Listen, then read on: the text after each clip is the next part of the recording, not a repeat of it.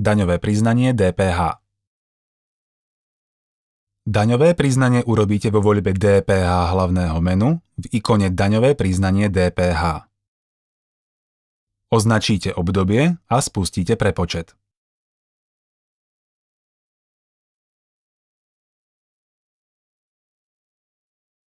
Výkaz vygenerujete tlačidlom Výkaz export.